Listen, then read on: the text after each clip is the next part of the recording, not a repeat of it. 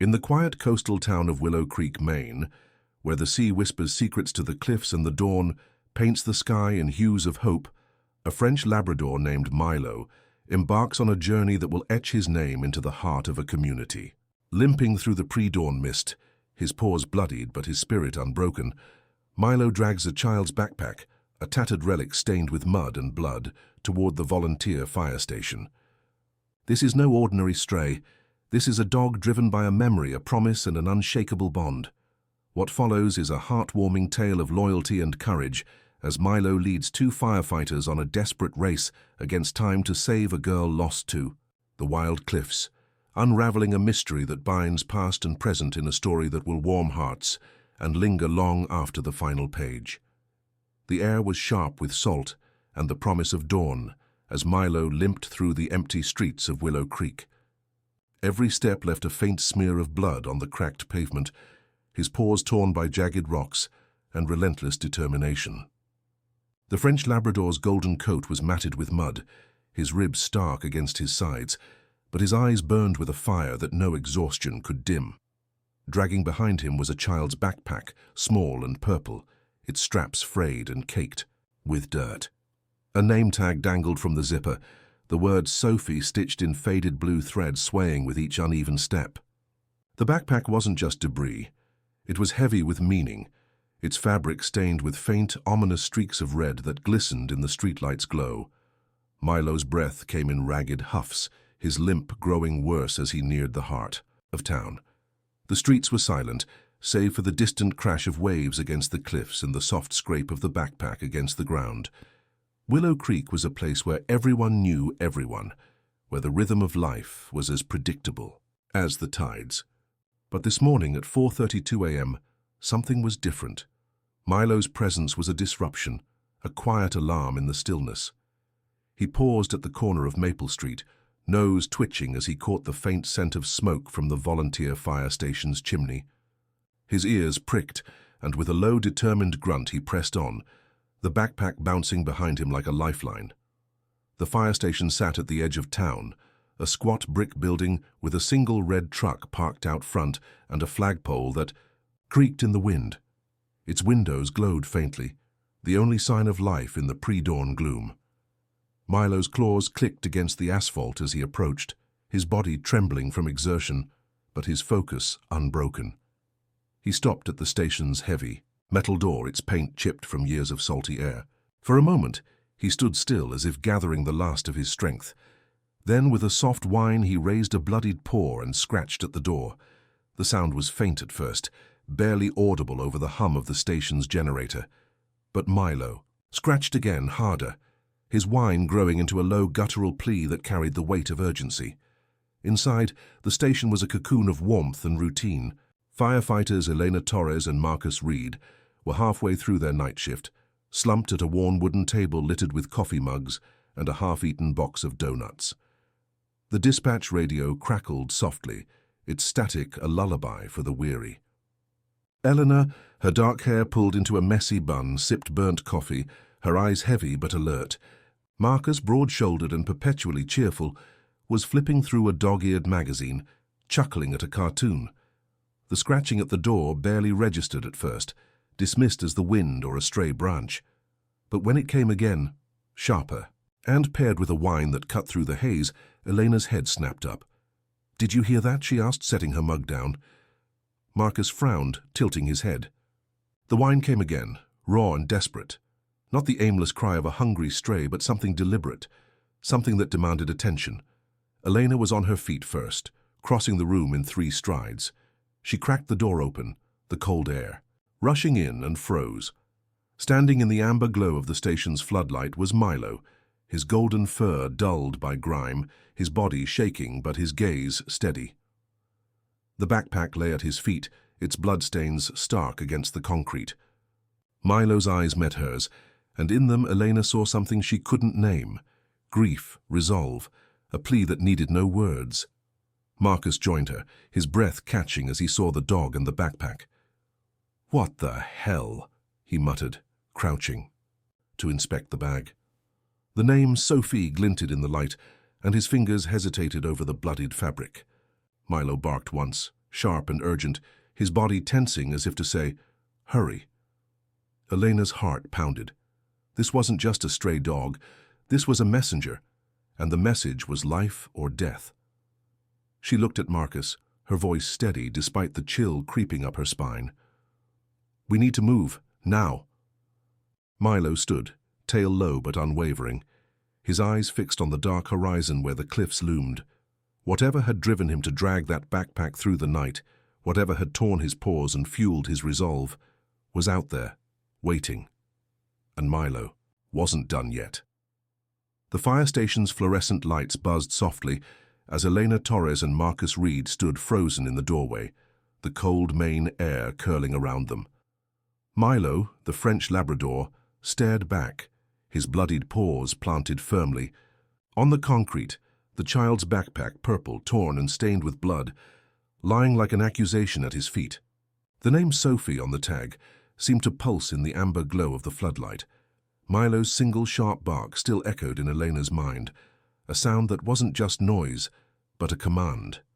Her pulse quickened, a firefighter's instinct, kicking in despite the surreal scene. This dog wasn't begging for scraps, he was begging for trust. "Marcus, grab the medkit and a flashlight," Elena said, her voice low but firm, already moving toward the gear rack. Marcus hesitated, his eyes flicking between the dog and the backpack. "You sure about this? It's a dog, Elena, could be nothing." But even as he spoke, his gaze lingered on the bloodstains, the frayed straps, and Milo's unyielding stare. Eleanor didn't answer, just yanked her jacket from the hook and tossed Marcus his. "Look at him, that's not nothing." Milo hadn't moved, his body tense, ears pricked toward the dark expanse beyond Willow Creek, where the cliffs rose like silent sentinels against the sea.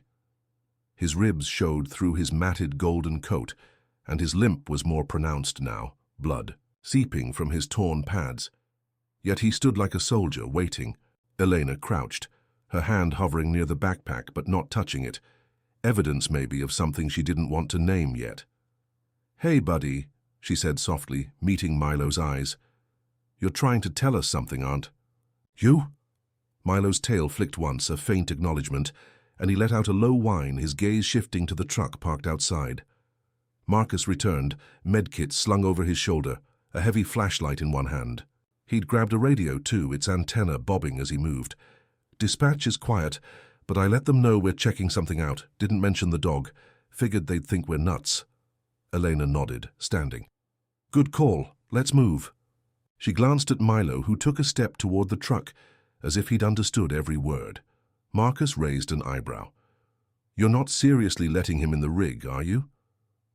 Eleanor opened the passenger door of the old rescue truck. It's red, paint chipped from years of coastal storms. "He's leading this, Marcus. You saw that backpack, you saw his eyes." Milo didn't wait for an invitation.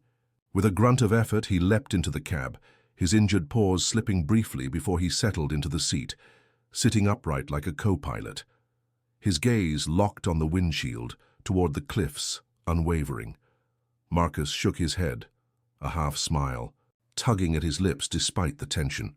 "All right, Rover, you're the boss." Elena slid behind the wheel, Marcus climbing in beside her, the medkit wedged between them. The engine roared to life, its rumble cutting through the pre-dawn silence. Milo didn't flinch, his body rigid, every muscle coiled with purpose. Eleanor's hands tightened on the steering wheel. She'd been a firefighter for 8 years, seen car wrecks, house fires, even a kid stuck in a well once. But following a bloodied dog into the unknown, this was new. And yet, something about Milo's resolve, his absolute certainty, made doubt feel like betrayal. "Where we headed, boy?" she asked, half expecting no response. Milo's head tilted slightly, his nose twitching as if scenting the air through the cracked window. He let out a soft huff, his eyes fixed on the road that led out of town toward the cliffs.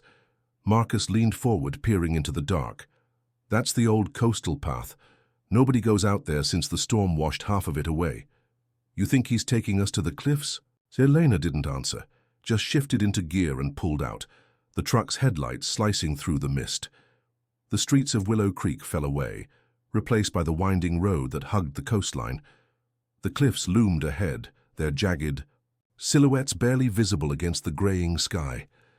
Elena's mind raced, piecing together what little they knew. A dog, a backpack, blood, and a name. Sophie. A missing kid. An accident. Something worse? She glanced at Milo, who hadn't moved. His breathing shallow but steady. "You're hurt, but you didn't stop," she murmured. "Who's Sophie to you?" Marcus was on the radio, his voice low as he updated dispatch with their location. "Possible situation near the cliffs. We're following a lead." He avoided mentioning Milo, but his tone carried the weight of what they'd seen. The dispatcher's crackly response was skeptical, but gave them the go-ahead to proceed. Marcus clipped the radio back to his belt, his eyes on the dog. "He's not even blinking, Elena.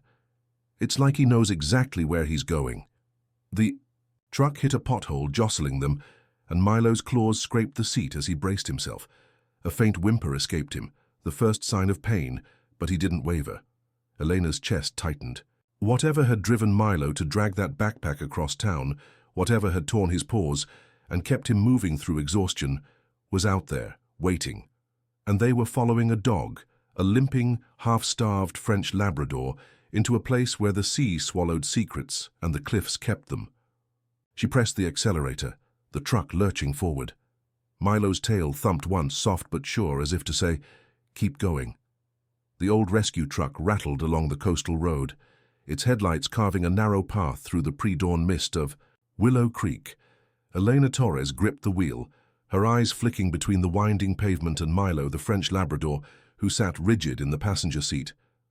His bloodied paws left faint smears on the floorboard, but his gaze never wavered, locked on the cliffs looming ahead like silent giants. Marcus Reed, wedged beside the medkit, clutched the radio, his usual humor replaced by a taut silence. The child's backpack, with its blood-stained straps and the name Sophie stitched on the tag, lay in the back, a haunting reminder of why they were following a dog into the dark. The road grew rougher, asphalt giving way to gravel and then to a rutted dirt path that snaked toward the cliffs. Years ago, a storm had torn through, washing out trails and leaving the area a tangle of fallen trees and eroded slopes. Locals avoided it, whispering about unstable ground and treacherous drops. Elena's stomach knotted as the truck's tires crunched over debris. "This place is a maze," she muttered. Milo's ears twitched, and he let out a low huff, his nose pressed to the cracked window, as if scenting something beyond the salt and pine. They reached the end of the drivable path, where the trailhead vanished into a wall of overgrown ferns and twisted roots. Eleanor killed the engine, the sudden silence heavy. Milo leapt from the truck before she could stop him, landing with a soft whimper as his injured paws hit the ground. He didn't hesitate, limping toward a narrow gap in the underbrush, his golden coat catching the first hints of dawn. Marcus grabbed the flashlight and medkit, his voice low. "You sure about this, Elena? We're off the grid out here." She met his eyes, then looked at Milo, who paused to glance back, his stare unwavering. "He's sure. That's enough." They followed, ducking under low branches and stepping over slick rocks. Milo moved with a purpose that belied his condition, his limp worsening but his pace relentless. The trail was barely visible, faint depressions in the moss, snapped twigs, and here and there a smear of blood from Milo's paws. Elena's flashlight beam caught something glinting in the thorns. A child's jacket, blue and torn, its sleeve damp with dew and something darker.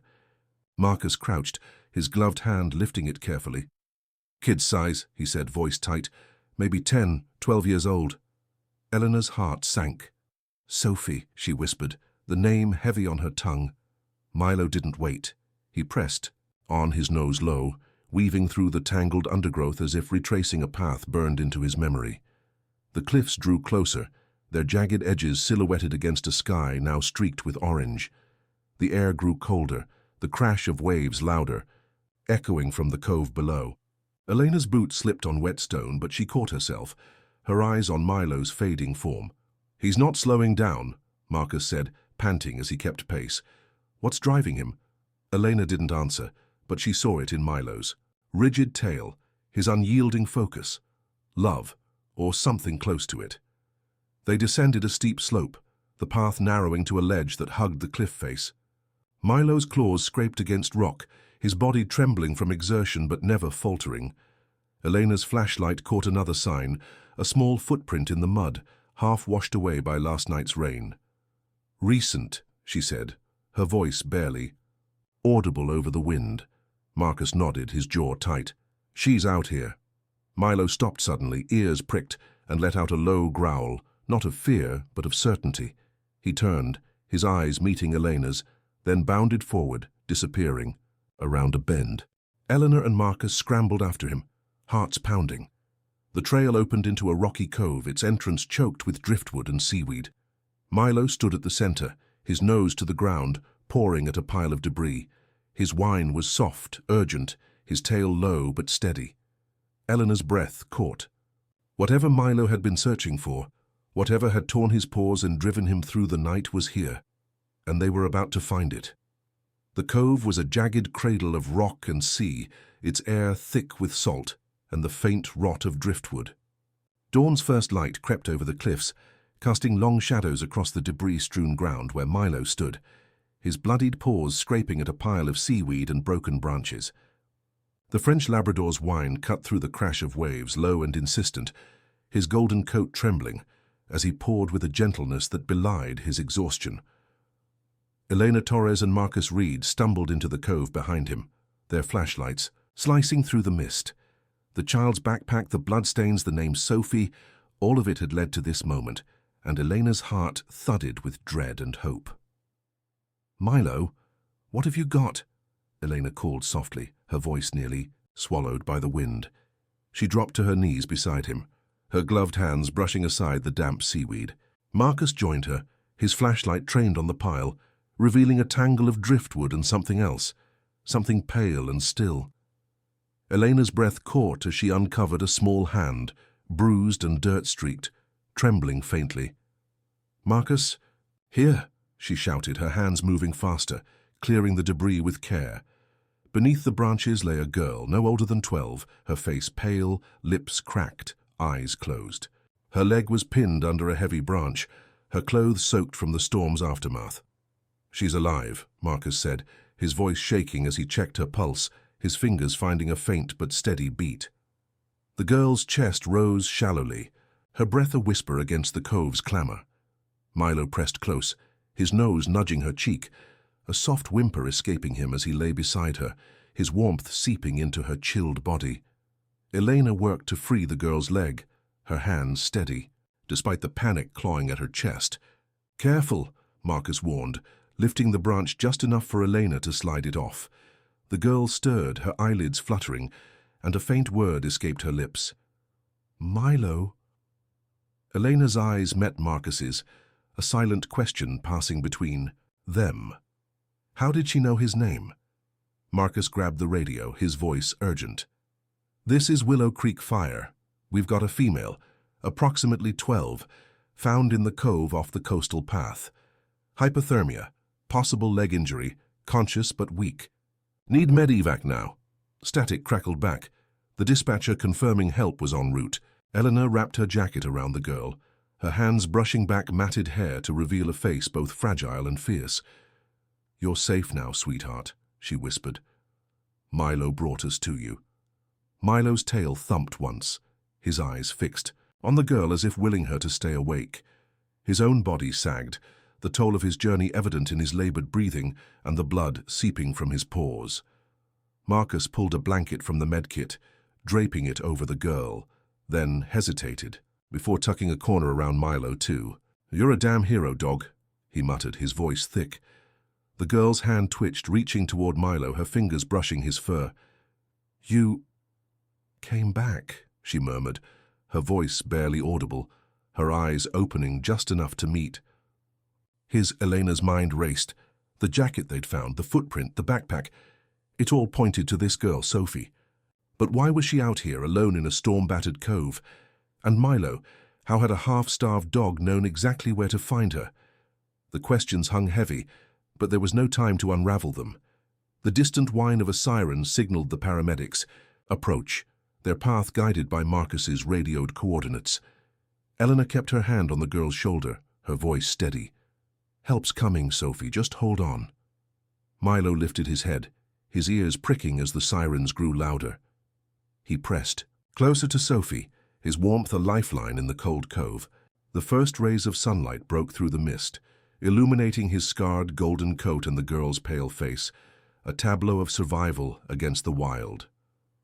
Elena watched them, her chest tight with awe and something deeper, a sense that this dog had done more than find a lost child. He'd carried a memory, a promise through the dark to bring them here. The paramedics arrived, their boots crunching over the rocks as they carried a stretcher. Sophie was lifted gently, her hand still clutching Milo's fur until they eased her away. Milo whined, limping after her, but Elena knelt beside him, her hand on his collar. "You did it, Milo. You found her." His eyes followed the stretcher, a quiet resolve in their depths, as if his work wasn't quite done. The cove's rocky walls echoed with the fading crunch of paramedics' boots as they carried Sophie away on a stretcher, her small form bundled in blankets. The dawn light, now a soft gold, bathed Willow Creek's cliffs. But Elena Torres lingered, her hand resting on Milo's matted fur. The French Labrador's eyes followed the stretcher, his bloodied paws twitching as if to chase after her. His whine was soft, almost heartbroken, yet his presence anchored the moment. A dog who'd dragged a blood-stained backpack across town to save a girl he knew. Marcus Reed stood nearby, radio in hand, his face etched with questions neither could voice. The mystery of Sophie and Milo hung heavy, its pieces scattered like the driftwood around them. The paramedics' truck roared to life above the cove, its siren cutting through the morning. Elena glanced at Milo, whose ribs showed starkly beneath, his golden coat, his scars glinting in the light. His collar, faded and cracked, bore a tag with a partial address, too worn to read fully, but enough to hint at a story. "Come on, buddy," she said, gently urging him toward the path. Milo limped after her, his gaze darting back to where Sophie had lain, as if ensuring she was truly safe. Marcus followed, carrying the med kit, his voice low. That girl knew. His name, Elena. How the hell does a kid trapped in a cove know a stray dog? The climb back to the rescue truck was slow, Milo's injuries forcing a careful pace. Elena's mind churned. The backpack with Sophie's name, the jacket, the footprint, Milo's relentless journey. At the truck, Marcus radioed the hospital for updates, learning Sophie was stable. Hypothermia and a sprained ankle, but no serious injuries. "She's asking for the dog," the dispatcher added, a note of awe in her voice. Eleanor looked at Milo, now curled on the truck's floorboard, his eyes half closed but alert. "We need answers," she said, starting the engine. "Let's get him cleaned up and figure out who he is." At Willow Creek's small hospital, Sophie lay in a bed draped with warm blankets, her mother, Clara, clutching her hand. Eleanor and Marcus arrived with Milo, his paws bandaged by a vet who'd met them at the station. The dog's limp was less severe, but his exhaustion was clear. Clara's eyes widened at the sight of him, tears spilling over. "That's Milo," she whispered, her voice breaking. Sophie, pale but awake, reached out from the bed. "Milo," she called, her voice weak but bright. The dog's ears pricked, and he crossed the room, pressing his head against her hand, a soft whimper escaping him. Clara's story came in halting bursts. 2 years ago, they'd lived in a town 30 miles away.